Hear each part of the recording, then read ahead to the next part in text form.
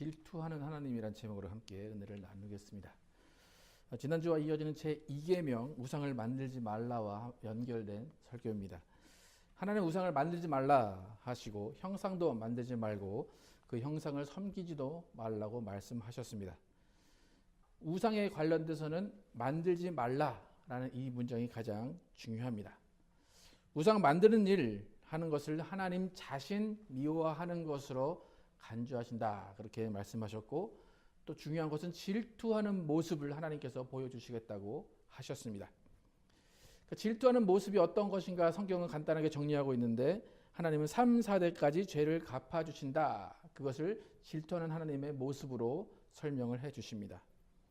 근데 구체적으로 어떻게 어디까지 벌을 주시겠다 말씀 안 하시고 그냥 3, 4대까지만 벌을 주겠다, 그 말씀을 하셨습니다. 그러니까 오히려 저주한다 그런 말도 하지 않으시고 뭐 죽으리라 하지도 않으시고 그냥 3, 4대까지 벌을 받는다, 그것만 말씀하셨습니다. 그래서 그저 나를 미워하는 죄를 갚아주겠다. 그러니까 하나님이 말씀하신 걸로 봐서는 크게 벌하시지는 않지만 조금 길게, 그러니까 가늘고 얇게 벌하시는 것 같습니다.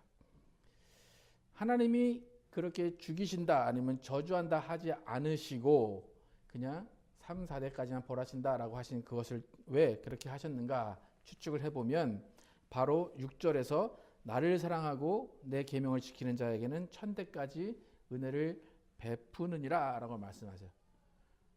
그러니까 분명히 벌을 주신다라는 것을 하나님이 말씀하셨지만 바로 그 다음에 지키는 자들에게는, 내 계명을 지키는 자들에게는 1000대까지 은혜를 베푼다 그러셨어요.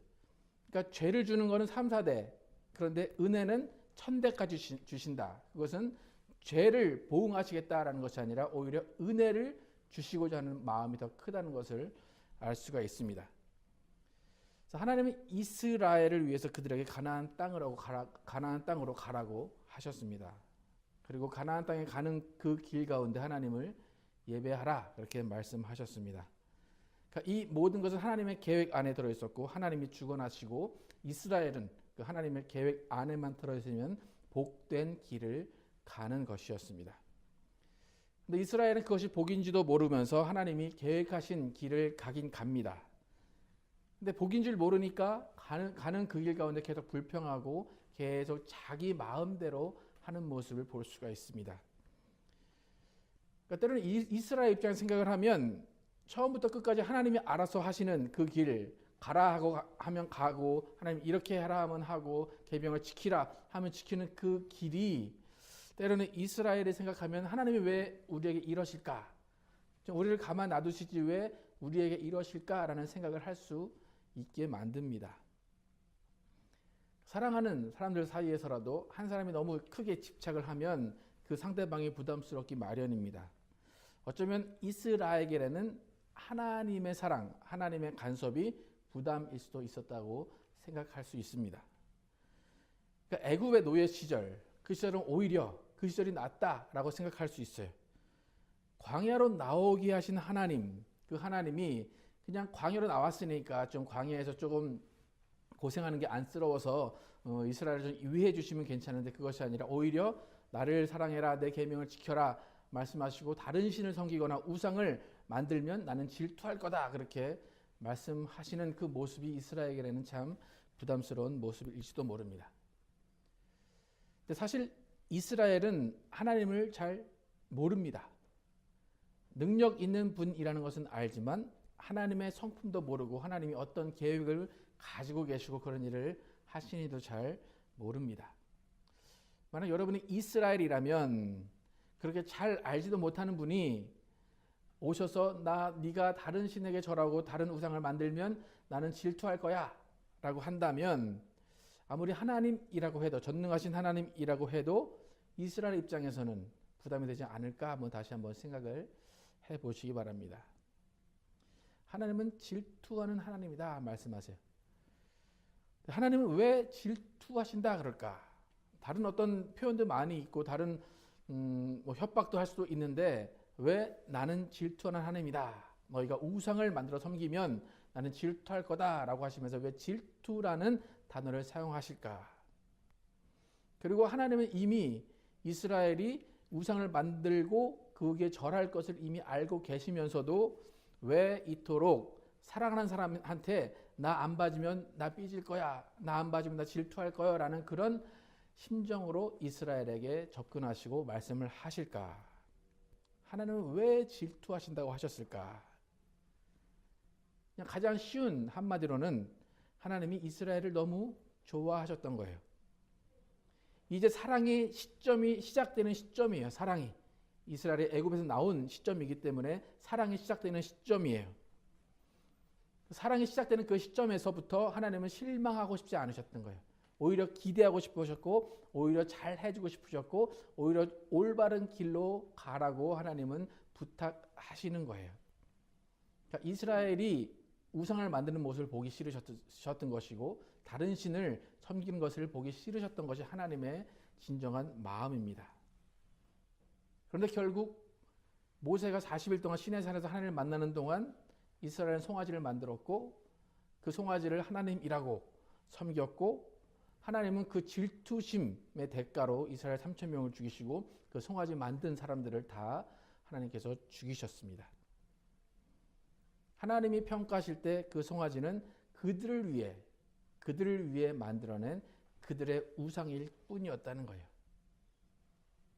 그들이 원한 하나님, 그들이 찾고자 하는 하나님은 진정한 무한하신 그 영화로우신 하나님의 모습이 아니었다는 거예요.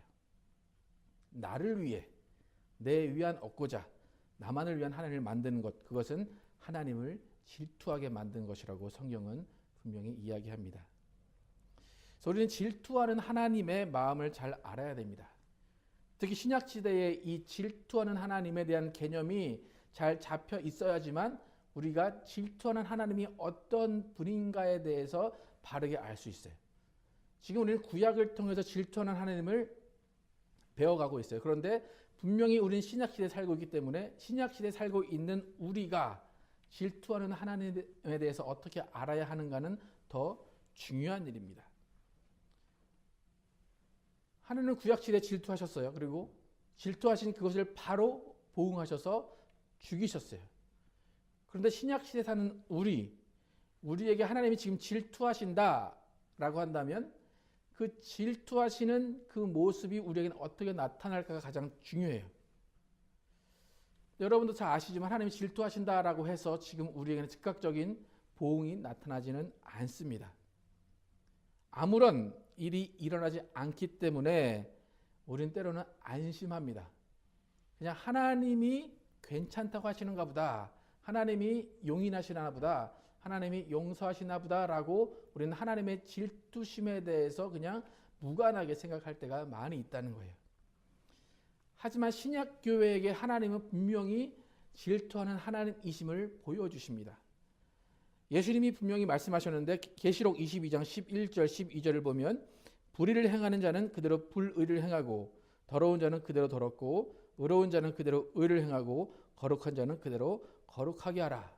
보라, 내가 속히 오리니 내가 줄 상이 내게 있어 각 사람에게 그가 행한 대로 갚아주리라. 분명히 이스라엘에게 질투하신 하나님이 보응하시고 갚아주신 것처럼 신약교회에게도 예수님이 말씀하신 것처럼 그가 행한 대로 갚아주리라 말씀합니다. 그런데 우리는 지금 살면서 즉각적인 보응을 받지 않고 있고 지금 아무 일이 없다고 해서 괜찮은 것이 아니라는 것을 깨달아 알아야 됩니다. 분명히 우리는 행한 대로 갚아주신다 하신 그렇게 말씀하신 예수님의 말씀을 기억해야 됩니다. 지금 우리가 당장이 편하게 그냥 예배하고 싶을 때 예배하고 헌금 내고 싶을 때 헌금하고 마음 내키면 하고 마음 내키지 않으면 안 하는 그런 내 마음대로 하는 나를 위해서 하는 신앙, 그 모든 것들을 하나님은 질투하고 계신다는 거예요. 질투하는 하나님의 모습이 달라지지는 않았다는 거예요. 근데 구약의 질투와 신약의 질투는 그런데 다르다는 것도 분명히 우리는 알아야 돼요. 제가 중고등학교 다닐 때만 해도 선생님들이 이제 사랑의 회초리라고 그래가지고 매를 이렇게 드셨는데 화를 내면서 막 이렇게 울그락불그락 하면서 화를 내시는 그런 선생님은 그렇게 무서운 선생님이 아니었어요. 오히려 웃는 얼굴로 회초리를 들면서 아무런 감정 없는 것 같이 그렇게 때리시는 분들이 훨씬 무서운 분들이었어요. 신약 시대의 하나님, 신약 시대에 질투하시는 하나님의 모습이 오히려 이렇게 웃으면서 아무 감정 없이 때리는 그런 모습일지도 모르겠습니다. 하나님은 분명히 보응하시는 하나님이에요. 하나님은 분명히 행한 대로 갚아주셔야 되는 하나님이에요. 그런 하나님이기 때문에 우리는 반드시 보응을 받는데 지금은 하나님이 웃는 얼굴로 계시다는 거예요. 그러니까 웃는 얼굴로 야 내가 그러지 말라고 했잖아. 왜 그랬니? 하면서 오히려 웃는 얼굴로 회초리를 들고 계신 하나님의 모습이 신약교회의 모습입니다. 여러분 구약시대에 질투하신 하나님의 모습은 바로 보응하시는 하나님, 무서운 하나님이었어요. 그렇다면 신약시대에 질투하신 하나님의 모습은 하나님의 그 질투의 모습은 오히려 손을 놓고 계시는 것이 하나님의 질투의 모습입니다. 아까도 읽으시면 불의를 행하는 자는 그대로 불의를 행하고 이렇게 놔두시는 것이 하나님의 질투의 모습이라는 거예요. 더러운 자는 그대로 더럽고 이것이 하나님의 질투의 모습이에요. 의로운 자는 그대로 의를 행하고 거룩한 자는 그대로 거룩하게 하라. 이것이 하나님의 질투의 모습이에요. 신약 교회를 향한. 이 말씀이 계시록에 들어있는 예수님의 말씀인데 너무나 무서운 말씀이라고 볼 수 있습니다.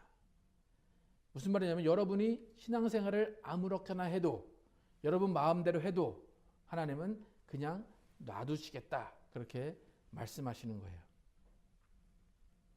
오히려 신약시대의 복이라는 것은 무엇이냐면 하나님이 치신다라는 그런 말을 하는데 하나님이 치시는 경험을 하는 사람이 오히려 복 있는 사람이에요.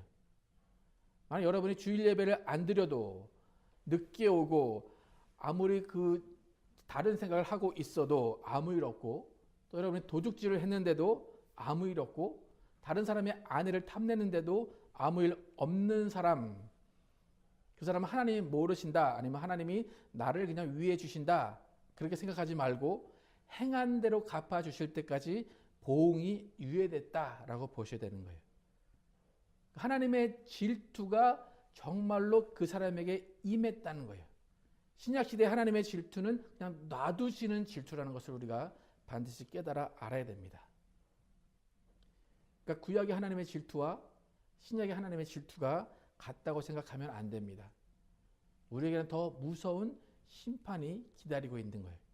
그러니까 하나씩 쌓여가고 있다는 거예요. 오늘 저희가 두 개의 본문을 읽었는데 하나는 출애굽기 질투에 관한 본문이고 다른 하나는 스가랴서에 나오는 질투에 관한 본문입니다. 출애굽기 질투는 하나님이 바로 보응하시고 일일이 지적하시고 어찌 보면 피곤한 스타일이에요. 그래서 스가랴서에서 나오는 질투하시는 하나님은 전혀 다른 모습을 보여줍니다. 보응하시고 쥐잡듯 잡아서 너 이렇게 해야 돼. 바로 그 자리를 갖다 놓으시고 그런 하나님이 아닙니다. 그러니까 결론적으로 말하면 구약의 하나님은 사람에 대해서 질투하셨어요. 나를 안 보면 질투하시고 하나님을 따르지 않으면 질투하시고 그런 사람을 향한 질투였어요. 그렇다면 스가랴서를 통해서 우리가 본 하나님의 질투는 무엇인가 하면 하나님은 인간과 상관없어요. 이제 인간과 상관없고 하나님의 일에 대한 질투예요. 그러니까 이 질투는 열정이라고 보시면 돼요. 하나님은 하나님의 일을 더 하고 싶으신 거예요.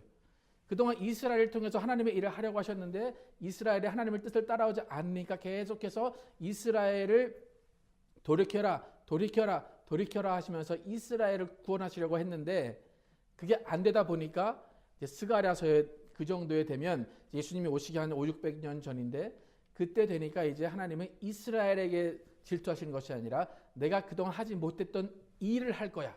그러니까 일에 대한 질투, 구원에 대한 질투를 하시는 거예요.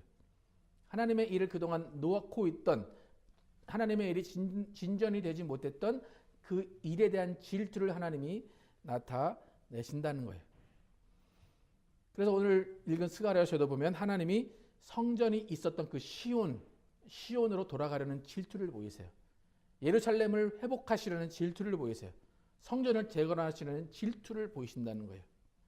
그러니까 하나님은 하나님의 원래의 자리로 오셔서 하나님의 일을 하려고 하시고, 오히려 사람들이 뭘 하든지 간에 그냥 놔두시는, 더러우면 더러운 대로, 악을 행하면 악을 행하는 대로 그대로 놔두시면서 오히려 하나님의 일을 진행하시고, 그 하나님의 일을 진행되는 가운데 사람들을 구원하시려는 그런 모습을 보이시는 것이 신약시대의 질투의 모습입니다.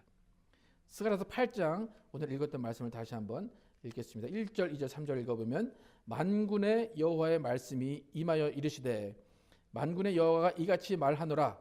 내가 시온을 위하여 크게 질투하며 그를 위하여 크게 분노함으로 질투하노라. 여호와가 이같이 말하노라. 내가 시온에 돌아와 예루살렘 가운데에 거하리니 예루살렘은 진리의 성읍이라 일컫겠고 만군의 여호와의 산은 성산이라 일컫게 되리라. 스가랴서는 성전 재건에 관한 말씀이에요. 그리고 이스라엘을 회복시키시겠다는 하나님의 다짐이에요. 그리고 예수님이 이 땅에 오시겠다는, 구원자로 오시겠다는 예언을 하는 성경이 스가랴서입니다. 구약의 하나님의 모습은 너희가 나를 찾으면 내가 너희를 만나주겠다예요. 너희가 회개하고 돌아서면 내가 너희를 받아주겠다가 구약의 하나님의 모습이에요. 그런데 이스라엘은 하나님의 무서운 모습을 보고 잠깐 돌아서려고 하다가 다시 돌아서지 않아요. 다시 제자리로 돌아가요. 스가랴서 7장에서도 하나님은 이런 다시 돌아가는 모습, 회개하지만 다시 돌아가는 모습의 이스라엘을 이렇게 평가하십니다. 스가랴서 7장 5절 6절 보시면, 온 땅의 백성과 제사장들에게 이르라. 너희가 70년 동안 다섯째 달과 일곱째 달에 금식하고 애통하였거니와 그 금식은 나를 위하여 한 것이냐? 너희가 먹고 마실 때 그것은 너희를 위하여 먹고 너희를 위하여 마시는 것이 아니냐라고 말씀하세요. 근데 지난주에 살펴봤지만 나를 위하여 우상을 만든다 그러셨어요. 그러니까 금식도 나를 위해서 했다. 나를 위해서 했다. 그렇게 하나님이 말씀하세요. 너희가 먹고 마실 때 그것이 하나님을 위해서 한 것이냐 너희를 위해서 한 것이냐, 너희는 너희를 위해서 한 거야. 그렇게 하나님은 평가하신다는 거예요. 그러니까 이스라엘은 금식을 해도 자기를 위해서 했어요. 과부와 고아를 돌보라고 했는데도 제멋대로 하고 돌보지 않았어요. 그래서 하나님은 상당히 화가 나셨다고 스가랴서 7장에서 분명히 말씀하세요. 그런데 8장으로 넘어가면 갑자기 나는 질투하는 하나님이다 말씀을 하세요. 그런데 그 질투가 너희가 잘못하는 금식, 너희가 잘못하는 구제, 거기에 대한 질투가 아니에요. 하나님에 대한 질투가 아니라, 그 사람에 대한 질투가 아니라 하나님의 일에 관한 질투를 하신다는 거예요.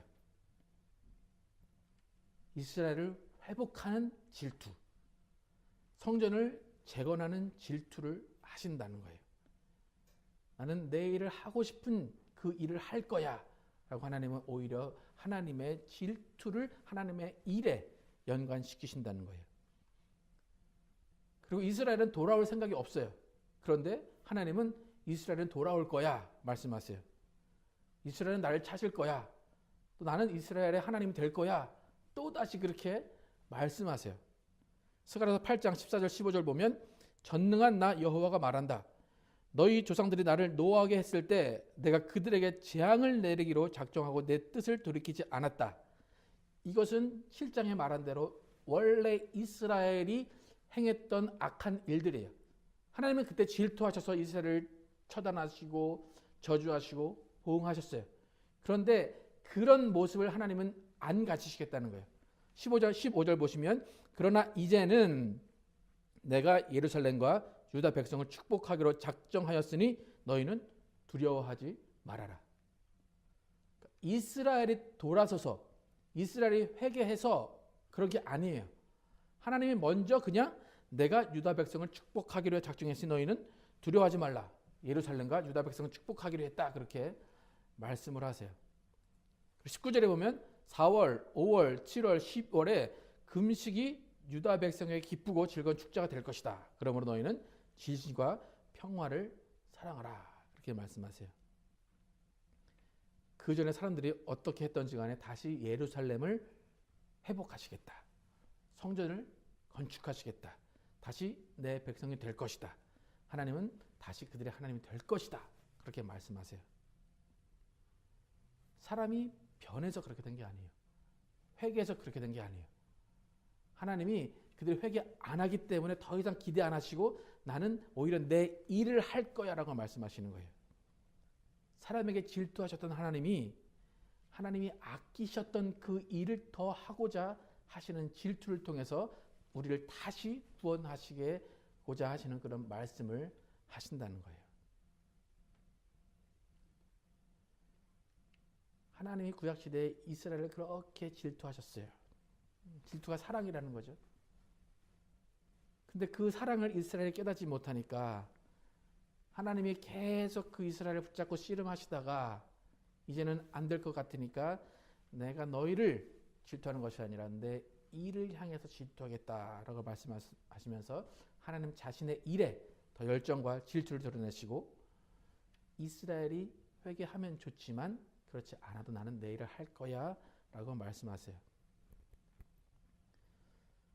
엄연히 스가랴에서 보면 이스라엘의 회개가 이스라엘의 회복, 예루살렘의 회복의 조건이긴 해요. 하지만 이스라엘은 제대로 된 회개를 하지 않아요.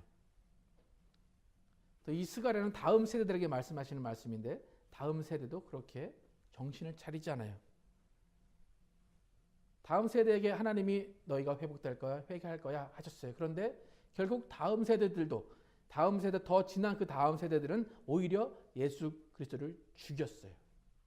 하나님의 일을 하러 오신 그 예수 그리스도를 죽이는 일을 통해서 하나님의 질투하시는 그 일을 또 막는 일을 했다는 거예요. 그래서 스가랴서 후반에 보면 신약 교회에 대한 예언이 나와요. 그 예언에는 예수님을 통한 신약 교회가 이루어질 거다. 회복될 거다 말씀하세요. 또 모든 민족을 하나님이 구원하실 거다 말씀하세요. 그런데 그때도 사람에게 기대하지 않으세요. 사람들은 별로 신경 안 쓰세요. 하나님이 스스로 일하실 것을 말씀하세요. 하나님이 일하시는데 많은 사람들 중에 남은 자들 한 3분의 1만 하나님이 불로 연단하시고 시험을 통해서 그들이 연단받고 그들이 견뎌내면 그 사람들만 가지고 내가 하나님의 나라를 회복할 거야. 그렇게 말씀하시는 것이 스가랴서의 후반입니다. 하나님의 질투, 십계명에서는 사람에 대한 질투라면 신약시대에 오게 되는 그 스가랴서의 질투는 하나님의 일을 더 하고자 하시는 그 질투의 모습입니다. 오히려 하나님의 아들에게 기대하시는 모습이에요. 그래서 스가랴서 이후에 지금 신약교회에는 아들을 믿는 자가 구원을 받는 거예요. 하나님을 만나는 자가 아니라 아들을 믿는 자. 그 아들은 하나님의 질투의 산물이라는 거예요. 하나님의 열심, 하나님의 일의 그 산물인 그 예수 그리스도를 믿는 자들이 구원을 받는다는 거예요. 그래서 우리가 인간에 대한 질투, 거기서 하나님에 대한 질투로 바뀐 것, 그것을 신약 시대에는 은혜라고 불러요. 구약은 은혜가 없었어요. 하나님의 질투는 죽음이었어요. 그냥 정죄를 받고 그냥 그 보응을 받는 거예요. 그런데 신약 시대의 하나님의 질투는 은혜라는 거예요. 하나님의 일을 하시는 그 길 가운데 우리가 예수 그리스도를 믿고 예수 그리스도께 동참하면 은혜를 받는다는 거예요. 그래서 에베소서 2장 8절에 보면 너희가 그 은혜를 인하여 믿음으로 말미암아 구원을 얻었나니 이것이 너희에게서 난 것이 아니요 하나님의 선물이라 그래요. 은혜를 인하여 믿음으로 말미암아 구원을 얻었다. 이것이 하나님의 선물이다. 하나님의 질투의 선물이 우리에게 구원으로 은혜로 주어진 거예요. 구약의 하나님의 질투에 이스라엘은 잠깐 동안 반응했습니다. 그러나 다시 자기 멋대로 행했습니다. 그럼에도 불구하고 하나님은 이스라엘을 회복시키시고 온 인류를 구원하시기 위해서 그들을 회복시키시겠다 말씀하시면서 그 회복의 끝에 은혜를 주시고 그 은혜 가운데 예수 그리스도를 이 땅에 보내주시고 우리를 구원하셔서 자녀를 만들어 주셨습니다. 하나님이 회복하시겠다는 그 열정, 회복하시겠다는 그 질투 가운데는 당장의 심판과 보응이 없다는 것을 알아야 돼요. 당장의 보응과 심판이 없을 이때 우리는 더 긴장하면서 살아야 됩니다. 왜냐하면 하나님의 질투가 일에서 다시 인간으로 향할지는 잘 모르겠지만 하나님의 질투는 분명히 계속 된다는 거예요. 그래서 예수님이 아까도 계시록에서 말씀하셨듯이 너희는 행한 대로 갚아주겠다 그렇게 말씀하세요. 사실 이 행한 대로 갚아주겠다는 벌을 하시겠다는 것이 아니라 오히려 상을 주겠다라는 것이긴 한데 어쨌든 하나님이 우리에게 질투하시는 그 모습 가운데 예수 그리스도가 그것을 계속 지켜보시고 예수 그리스도가 우리에게 행한 대로 갚아주겠다 말씀하세요. 아까 전에 읽었던 계시록 불의를 행하는 자는 그대로 불의를 행하고 더러운 자는 그대로 더럽고 의로운 자는 그대로 의를 행하고 거룩한 자는 그대로 거룩하게 하라. 이 말씀을 잘 기억을 해야 됩니다. 아무것도 한 것이 없는 우리에게 은혜로 예수 그리스도를 보내주셔서 자녀 삼아 주셨습니다. 또 먹고 마시고 입을 것을 주셨습니다. 직업을 가지고 하나씩 일을 하며 살게 해주셨습니다. 우리는 잘 생각해 봐야 돼요. 우리가 세상에서 더러운 가운데 불의 가운데 계속 살고 있는가 아니면 의롭게 살고 있는가. 불의와 더러움은 예수님의 말씀과 뜻과 상관없이 내 마음대로 내 뜻대로 예수님을 만들어내는 삶이에요. 하나님이 있는지도 모르는 채 크리스천인지 아닌지도 모르게 사는 그것이 불의와 더러운 모습으로 살아가는 거예요. 주의를 거룩하게 구별하지 못하고 하나님의 것을 도둑질하고 이웃의 아픔을 돌보지 않고 교만하고 자긍하고 하나님을 모독하고 쾌락 사랑하기를 하나님 사랑하는 것보다 더한 그것들이 불의와 더러움의 모습이라는 거예요. 우리는 하나님의 구원의 열심에 대해서 질투하시는 그 질투하는 그 일에 우리가 함께 해야 됩니다. 하나님이 질투하시는 그 일에 우리는 동참해야 되는 거예요. 하나님이 구원하시는 그 열정, 전도하시는 그 열정에 우리는 우리의 모든 것을 바쳐야 된다는 거예요. 우리는 전쟁에 패한 패잔병처럼 세상의 일에 지쳐 있거나 마귀의 공격에 넘어져 있어서는 안 된다는 거예요. 그러면 하나님의 질투의 모습을 다시 한번 바라보시기 바랍니다. 하나님이 너무나 하고 싶어 하시는 그 일이 무엇인지를 바라봐야 됩니다. 아버지의 마음이 어디로 향하는지, 아버지의 발이 어디로 향하는지, 아버지의 손이 어디로 향하는지 우리는 반드시 그것을 알고 따라가야 됩니다. 하나님, 여러분이 하나님은 섬기지 않는다 라고 해도, 하나님 계명 안 지킨다 라고 해도 하나님은 더 이상 여러분들에게 질투하지 않으세요.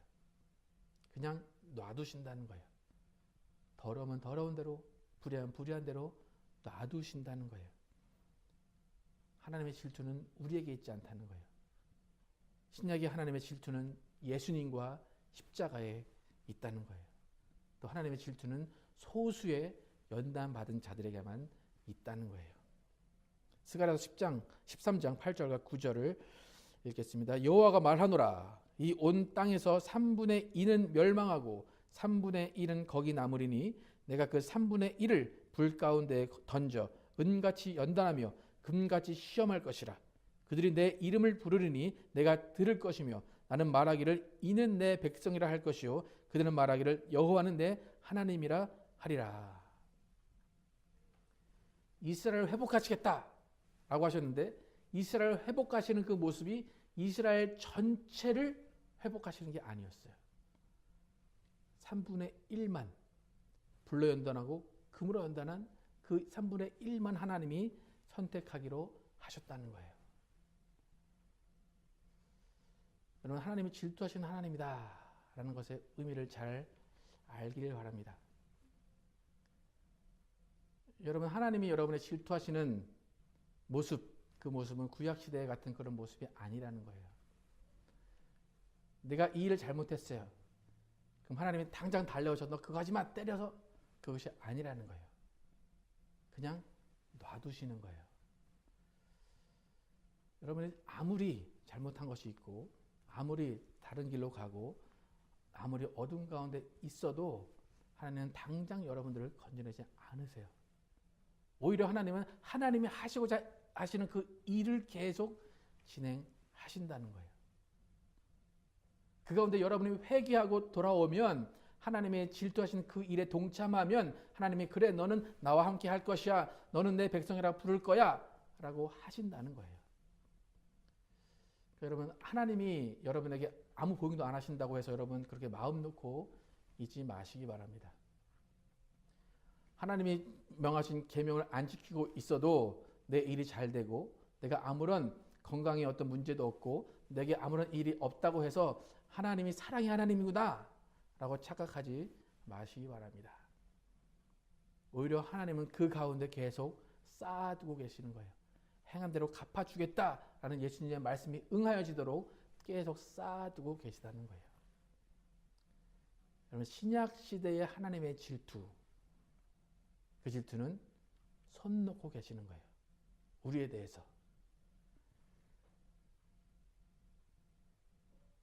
지난 시간에도 상속자의 지갑은 너희 스스로 만들어라 그랬어요. 우상도 스스로 만들지 말라라고 말씀하셨어요.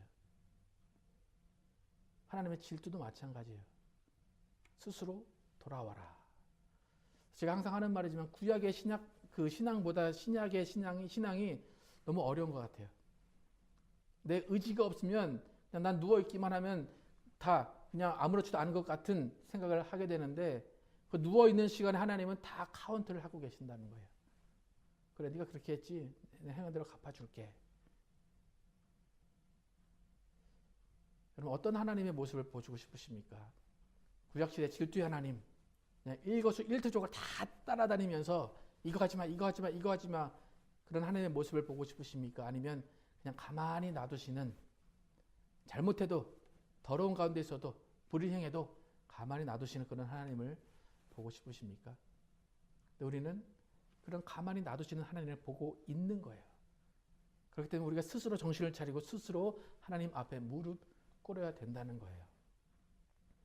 구약시대는 예언자들, 선지자들이 계속 외쳤어요. 또 하나님은 또 사람들에게 계속 외치셨어요. 이 시대에는 선지자도 예언자도 그렇게 외치지 않는 시대예요. 그렇다면 우리는 어떻게 회개하고 어떻게 하나님께 돌아갈까? 우리는 질투하는 하나님에 대해서 잘 알아야 돼요.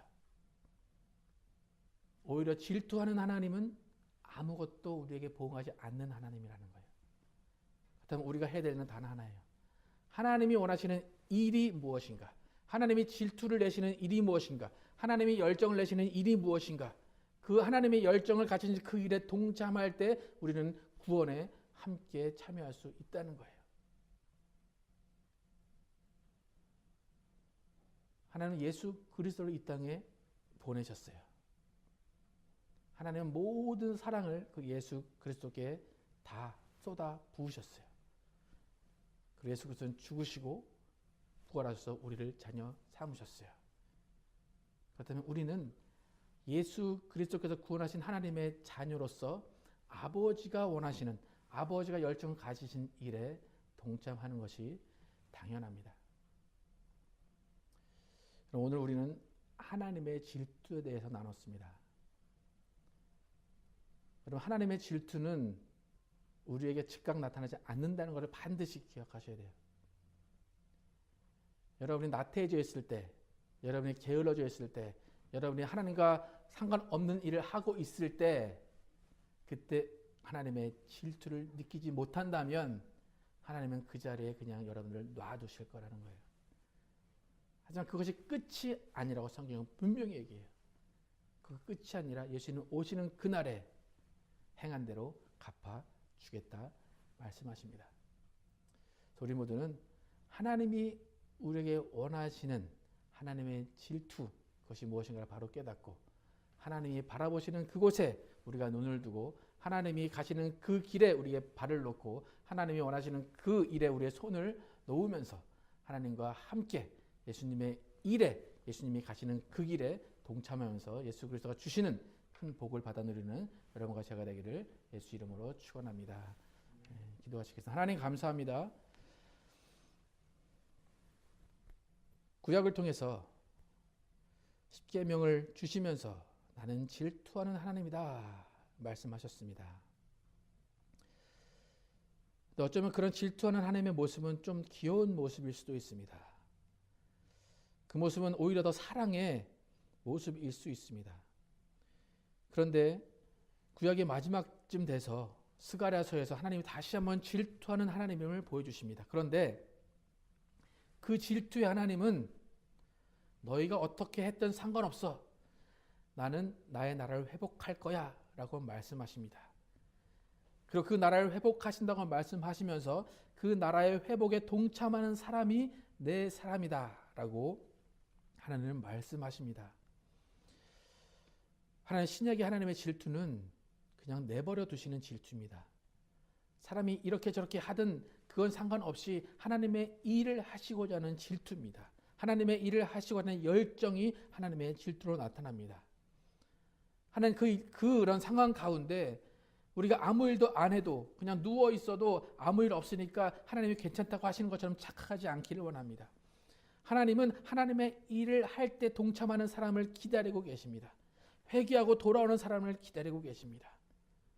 하나님 과연 우리의 모습이 회개하고 하나님의 일에 동참하고 하나님의 열심에 동참하는 모습인지, 아니면 나는 안 해도 되는구나, 나는 안 해도 아무 일이 없구나 라고 착각하는 모습인지 다시 한번 돌아보게 하심을 감사합니다. 하나님 우리에게 질투의 모습을 보여주심을 감사합니다. 그 질투의 모습이 우리에게 정말로 생명의 모습이길 원합니다. 그 질투의 모습을 우리가 따라가기를 원합니다. 하나님이 가시는 그 길에 나도 가길 원합니다. 그러기 위해서 우리가 불로 연단되고 금으로 연단되어야 되는 그런 시련이 있을지라도 그것을 극복하고 그것을 통과해서 하나님의 나라에 들어가는 우리 모두가 되게 하여 주시길 원합니다. 지금 우리 시대는 너무나 힘들고 너무나 삶이 고달픈 시대입니다. 하나님 삶이 고달프다고 누워있지 않게 도와주시고, 삶이 고달프다고 낙심하지 않게 도와주시고, 삶이 고달프다고 폐잔병처럼 지쳐있지 않게 하여 주시길 원합니다. 그때일수록 더욱더 하나님을 바라보게 도와주시고, 하나님의 일에 더욱더 힘쓰게 도와주시고, 하나님이 무엇을 더욱더 원하시는지를 더욱더 알아가고자 노력하는 우리 모두가 되게 하여 주시길 원합니다. 그래서 이 다음에 예수님이 오셔서 행한 대로 갚아주시겠다 할 때 우리는 모두가 상 받는 자들 되게 하여 주시길 원합니다. 하나님은 복 주시길 원하시고 예수님은 상 주시길 원하시는 분입니다. 그런데 우리가 선택해야 됩니다. 누워있을 것인지 하나님의 일에 동참할 것인지 우리가 선택할 때에 우리가 정말 하나님이 상 주시는, 예수님이 상 주시는 그 일에 동참하는 우리 모두가 되게 하시고 우리 모두 지혜로운 자들이 되게 하여 주시길 원합니다. 예수 그리스도 이름으로 축복하며 기도드렸습니다. 이제는 우리 구주 예수 그리스도의 은혜와 하나님 아버지의 극진하신 사랑과 성령님의 내주하심과 교통하심이 하나님의 질투가 무엇인지 바로 깨닫고 신약 교회를 향한 하나님의 질투는 인간을 향한 질투가 아니라 하나님의 일을 향한 질투, 하나님의 나라의 회복에 관한 질투라는 것을 깨닫고 하나님이 원하시는 그 나라를 세워가고 그 나라에 정말 동참하기로 결정한 모든 자들 위해 영원토록 함께 계시기를 축원하옵나이다.